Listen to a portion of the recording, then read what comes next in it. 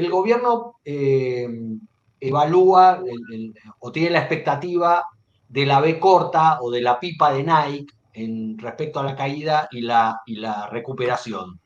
¿En qué punto de ese gráfico, de ese dibujo, crees que estamos? ¿Que estamos en el piso de la B corta, en el vértice, o que todavía no tocó fondo la economía?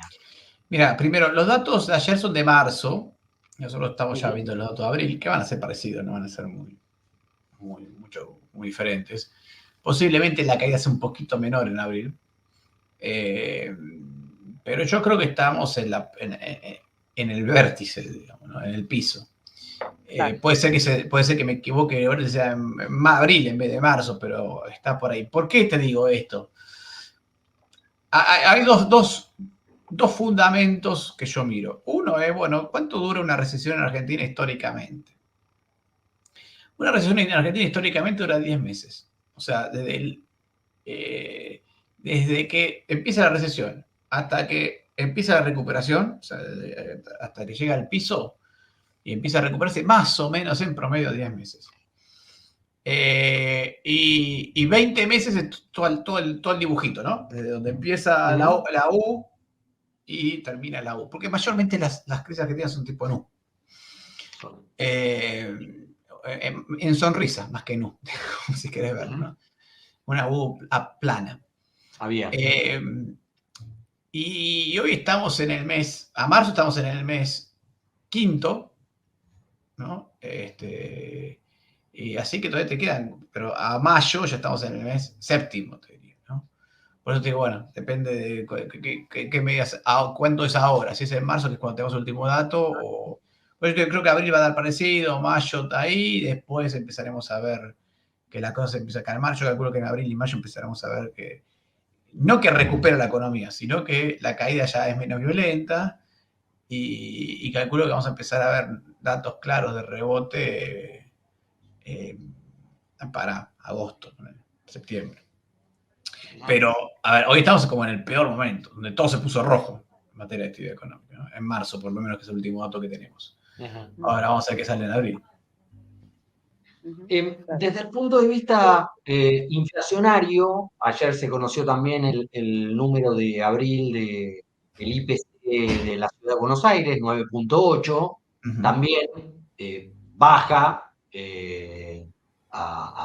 por primera vez a un dígito, sí, por un pelito, pero baja a un dígito, pero varios economistas ortodoxos, no precisamente kirchneristas, plantean que es muy probable que el número de abril del INDEC a nivel nacional esté en 6, 7 puntos, pero que a partir de ahí empieza como a hacerlo más complicado para bajar, porque es como que ya se licuó todo, se cortó todo y que no hay muchas más posibilidades de bajar más que eso, teniendo en cuenta que todavía hay precios de la economía retrasados como servicios públicos, transporte público, combustibles, etcétera. ¿Vos tenés esa mirada?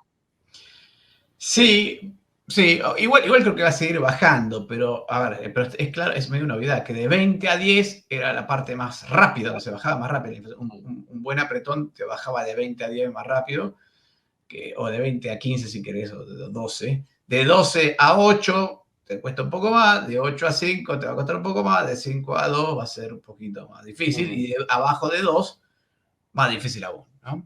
Mensual, ¿no? ¿Por qué? Bueno, porque ya por varias razones. Primero, porque el nivel de exigencia que hace es mayor, digamos, de bajar la inflación. O sea, para tener una inflación abajo del 2%, ponerle, abajo del 1% mensual, ya tenés que estar hablando de una economía bastante prolijita, en todo sentido. Entonces, ya eso implica que tenés que estar saliendo del cepo, etc. El gobierno, para mí, puso un objetivo de inflación que es 2% mensual. O sea, tiene claramente un objetivo donde dice, este programa sirve hasta 2% mensual de inflación. Porque ahí es el ritmo de evaluación que planteó el gobierno. Y creo que está bien, es cierto. O sea, nosotros vamos a ver que posiblemente ahora el INDEC de 8, una cosa así en abril, a nosotros que medimos Gran Buenos Aires nos dio 9,6. más o menos lo mismo que la ciudad de Buenos Aires. Tengo un cachito más de lugar, pero más o menos parecido. Nos dio muy baja la núcleo, 5,2 en abril. En mayo ya tenemos la primera semana, eso está dando alrededor de 3,5, 3 y algo la núcleo y 2,8 la total en la primera semana. Eso es bastante positivo porque la primera semana por lo menos tenés la mitad de la inflación, por lo menos. Claro. Hay primeras semanas que tenés más de la mitad. Así que posiblemente... Fausto, ¿te acordás cuánto te dio la primera semana de abril? No, la primera semana de abril había dado como 7, creo. Ahora no recuerdo, pero 7 y algo. O sea, sí, te da. La primera semana es. Ya con la primera semana decir, che, ¿esto para dónde va? ¿Por qué siempre es la primera semana la que marca? Porque es buena pregunta. La respuesta es totalmente técnica. Primera razón es que vos, si dividís a los productos en bienes y servicios, te vas a dar cuenta que los servicios mayormente tienen precios mensuales. O sea, el cable, las expensas, la limpieza del hogar, digamos, el empleado doméstico. Claro, y ahí ya te marca una buena parte de lo que va a ser el número final. Claro, entonces todo lo que son esos servicios se fijan a primero de mes, porque tiene una sola vez al mes que se puede modificar. Y además, los que son bienes, mayormente, se hacen también al principio de mes, porque las empresas, porque tienen que pagar sueldo, fijan el precio al principio de mes, después se acomodan durante el resto del mes. Claro. Entonces, entre los usos y costumbres del sector de bienes, que hace que las empresas fijen el precio a partir del primero de mes, algunas, y cuando la inflación se va mucho a la segunda quincena, que eso ya no está pasando, y el hecho de que hay muchos productos que solamente se pueden fijar el precio a principio de mes, porque son servicios, bueno, entonces tenés que la primera semana es la gran semana de la inflación, ¿no? Entonces ya con la primera semana tenés una gran idea de dónde va la inflación. Claro, yo estaba pensando en los productos que van subiendo de precio, pero eso es otra cosa. Los bienes, los servicios, los congelás claro. al principio. No, los bienes también, pero en general las empresas suben, el gran movimiento está en el primero del mes. Después, cuando la inflación, sí, ojo, en los meses en que tiene inflación, mucha inflación, por ejemplo, enero, diciembre, que la inflación se fue al demonio, ahí hubo sí ajustes quincenales. ¿Tá? Pero en general es a partir del primero del mes y alguna corrección en el medio, porque lo otro que te das cuenta es que cuando uno mira, hace el trabajo, está midiendo precios todo el tiempo, lo que te encontrás es que a medida que pasás la segunda y tercera semana, ya los aumentos no son tan, hay algún bien, o sea, son bienes, no todos suben, no todos se mueven, ¿no? Entonces, ya con eso sabemos que la inflación nos da la sensación de que la inflación de mayo va a estar alrededor del 5%, 6% máximo.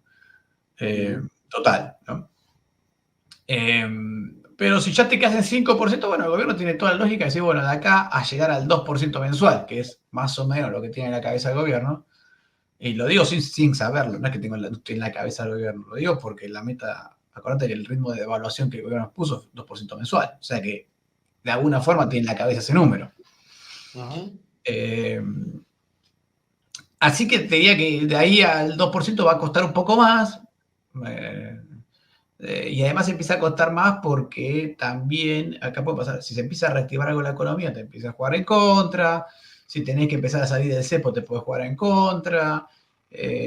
Bueno, tenés muchos aspectos que te pueden dilatar el programa antiinflacionario. No significa que no baje, significa que empezás a tener impactos que tienden a dilatar el proceso, ¿no? Entonces, si vos salís del cepo, ponele, o parcialmente, y el dólar se te mueve un poquito, y bueno, ya.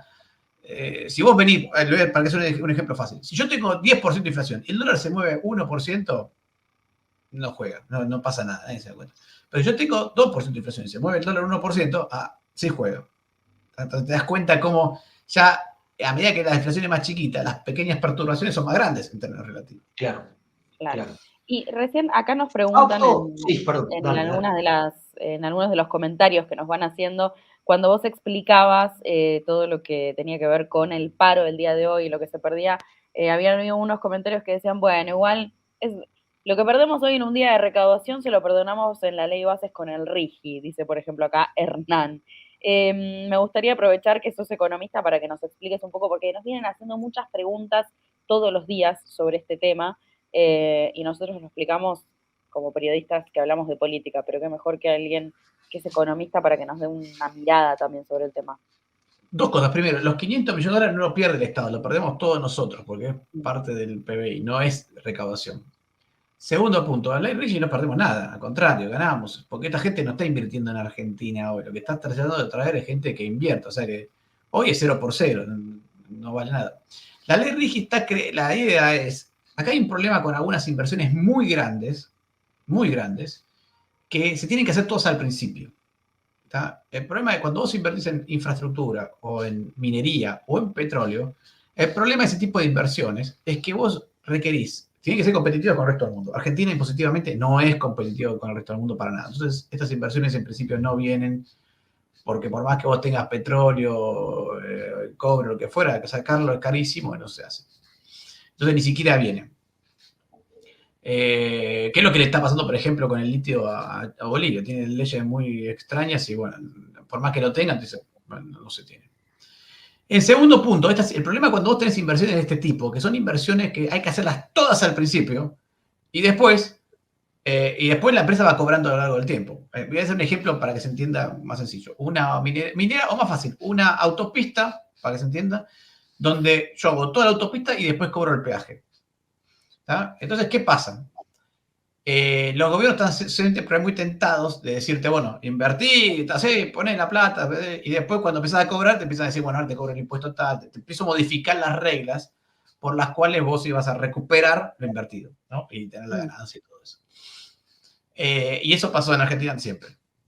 Te hago una norma para que invierta y después de que invertís, cuando te empiezas a cobrar, te empiezo a decir, bueno, te pongo una regulación, te freno la suba de tarifa, pasó con todos los sectores de servicio público, por ejemplo. Entonces el que invierte siempre está como entra medio engañado. O por lo menos después se resuelve. Este tema de la ley Rigi o este esquema es justamente para garantizar al tipo que invierte, que yo te voy a dar la posibilidad de poner mucha guita toda junta al principio, de que pues puedas sacar la plata y de tu contrato, el contrato que establezca el Estado, se va a respetar tal cual se planteó el día 1, ¿no? Con algunos impuestos más competitivos, que es un problema serio que tiene Argentina, que no es competitiva en materia impositiva. Lo menos competitivo de Argentina es el Estado. Claro. Entonces hay que hacerlo competitivo en ese sentido. Y esta es como vamos a ver, es cierto lo que la crítica vos podés decir, che, ¿por qué no tenemos esa regla todos? Que sería lo lógico.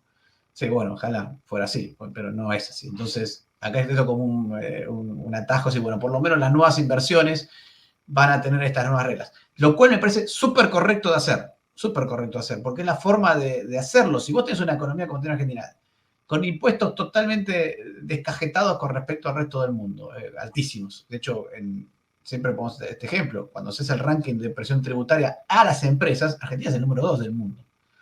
Y el número 1 son las Islas Comoros, así que somos en país en serio somos el número 1. Entonces, claro, el problema es que vos tenés todo un esquema tributario de gasto público que se sostiene en base a eso, que es muy difícil de modificar sin que te generen agujeros fiscales en el medio y emisión monetaria. Entonces, siempre pensé que la forma de salir de este intríngulis chingulis que tenemos, como diría en los dibujitos, es decir, bueno, está bien, lo viejo es así, es una porquería, no anda, los impuestos son malísimos, tenemos 20.000 impuestos, pero lo nuevo lo hacemos de otra manera.